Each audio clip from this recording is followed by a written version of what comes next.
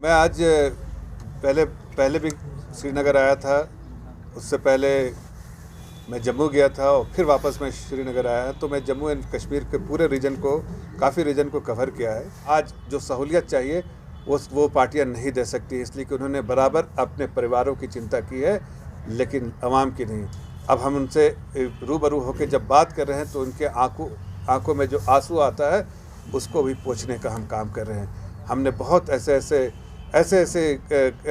बातें सुनी लोगों से, जब उनके घरों तक गए तो मुझे महसूस हुआ और एहसास होता है कि 70 सालों में आम नागरिक जो बोलते हैं common man on the street, उसके बारे में इस प्रदेश में किसी सरकारों ने चिंता नहीं की। आज आर्टिकल 370 किया है, उसके बाद जो डेवलपमेंट हो रहा है उससे लोगों को फ़ायदा भी हो रहा है। और अब मैं आपको ये तो मैं जो हो चुका है, लेकिन डीडीसी इलेक्शन के बाद और यहाँ पर जो हमारे जो सेंट्रल गवर्नमेंट ने जो प्लान किए हैं यहाँ के डेवलपमेंट के लिए, लोकल लेवल पे ये बहुत तेज़ी से डेवलपमेंट होगा और स्टेट लेवल पे भी बहुत सारी चीज़ें जो होनी बाकी है, वो सारी चीज़ें होनी जो नहीं हो सकी हैं, वो सब हम पूरा करने का काम करेंगे।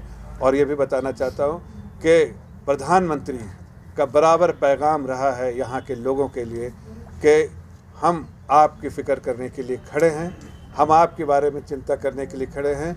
चाहे आपको जिस तरह के मसाइल हम उसको दूर करना चाहते हैं, ऐसी पार्टियों से आप जो गुमराह करते हैं उससे आप बच के रहें, परे रहें। और आप अगर आपके जो लोकल लेवल पे प्रॉब्लम है, आप डीडीसी के इलेक्शन के बाद आप अपने काउंसिल के चेयरमैन के पास जा सकते हैं।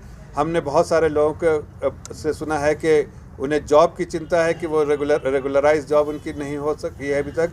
मैं आपको बताना चाहता हूँ, हमारी सरकार की पेशकश होगी कि हम वैसे लोग जिनकी जो डेली वेजेस हैं, जिनके परमानेंट जॉब नहीं थी, उनके परमानेंट करने की हम भरपूर कोशिश करेंगे। ये हमने अपने मैनिफेस्टो में भी डाला है।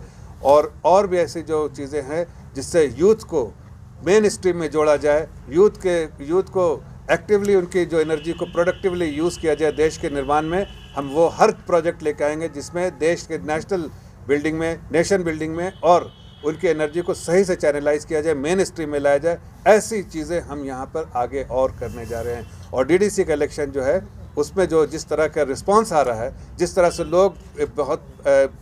लोग आके वोट अब तक जो वोट्स हो चुके हैं जो इलेक्शन में, उसमें जिस तरह से वोटिंग पैटर्न देखा गया है, आप अगर देखिए, मैं अभी बिहार में था, मैं यूपी में था, कई जगह इलेक्शन है, जिस तरह का परसेंटेज वहाँ रहा है, वहाँ इस एक्सट्रीम वेदर में भी, जबकि सर्दी का मौसम है, ऐसे हालात भी हैं, उसके बावजूद लोग घर से निकल कर आए और उन्होंने वोट अपना कास्ट किया। उससे समझ में आता है कि डेमोक्रेसी, सब लोग चाहते हैं कि डेमोक्रेटिक प्रोसेस यहाँ पर नाफिज हो हर तरह से।